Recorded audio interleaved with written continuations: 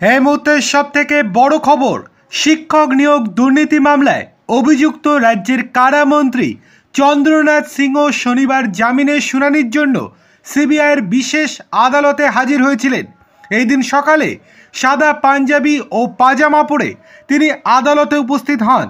ED তার বিরুদ্ধে একাধিক চাঞ্চল্যকর তথ্য পেশ করে নিজেদের হেফাজতের জন্য আবেদন জানিয়েছিল। 7 দিনের জন্য হেফাজত চেয়েছে তারা, কিন্তু বিচারপতি কি জানালেন আজকে, চলুন বিস্তারিত দেখে নেওয়া যাক। তার আগে আপনাদের কাছে ছোট্ট অনুরোধ, ভিডিওটি ভালো লাগলে লাইক, কমেন্ট, শেয়ার এবং সাবস্ক্রাইব করতে একদম ভুলবেন না। চলে আসে মূল খবরে। ইতিমধ্যেই শুনানি কমপ্লিট হয়ে গিয়েছে। ইডির আইনজীবী আজকে আদালতে জানিয়েছেন তাদের তদন্তে মন্ত্রীর কাছ থেকে 41 লক্ষ টাকা নগদ, একাধিক নথি এবং মোবাইল ফোন উদ্ধার করা হয়েছে। ওই টাকার উৎস সম্পর্কে চন্দ্রনাথ সিনহা যে দাবি করেছিলেন এটি চাষ এবং রিয়েল এস্টেট ব্যবসা থেকে পাওয়া, কিন্তু তার সপক্ষে কোনো নথি বা আয়কর রিটার্ন দেখাতে পারেননি। ইডির চার্জশিটে উল্লেখ করা হয়েছে যে চন্দ্রনাথ সিনহার আয় ও সম্পত্তির মধ্যে ব্যাপক অসঙ্গতি রয়েছে।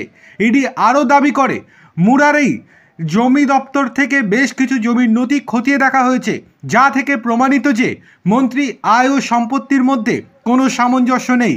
ইডি বারবার নথি চেয়ে নোটিশ পাঠালেও মন্ত্রী তা দেননি। চার্জশিট জমা পড়ার পর তিনি তড়িঘড়ি নথি জমা দিয়েছেন, যা প্রমাণ করে যে তিনি একজন প্রভাবশালী ব্যক্তি এবং তদন্তে অসহযোগিতা করছেন।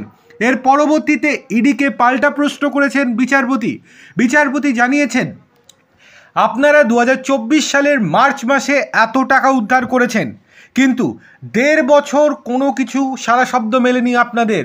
কেন আপনারা চুপ করেছিলেন?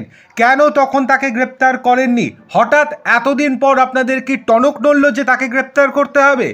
এরপরেই ইডি বলে যে উনি একজন অত্যন্ত প্রভাবশালী ব্যক্তি আর এই কেসটা খুব জটিল একটা কেস, তাই আমাদেরকে বিশদে সমস্ত কিছু রিসার্চ করতে হচ্ছিল, সেই জন্য সময় লেগেছে।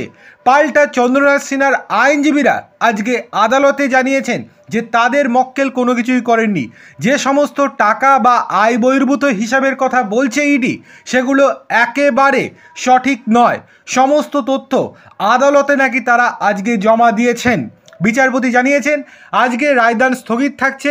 যে সমস্ত নথি এবং যা জমা দিয়েছে বাদী এবং বিবাদী পক্ষ, অর্থাৎ চন্দ্রনাথ সিনহার আইনজীবী এবং ইডির আইনজীবীরা, সেইগুলো পুঙ্খানুপুঙ্খ দেখে মঙ্গলবার দুপুর 2টোর সময় রায় দেবে আদালত।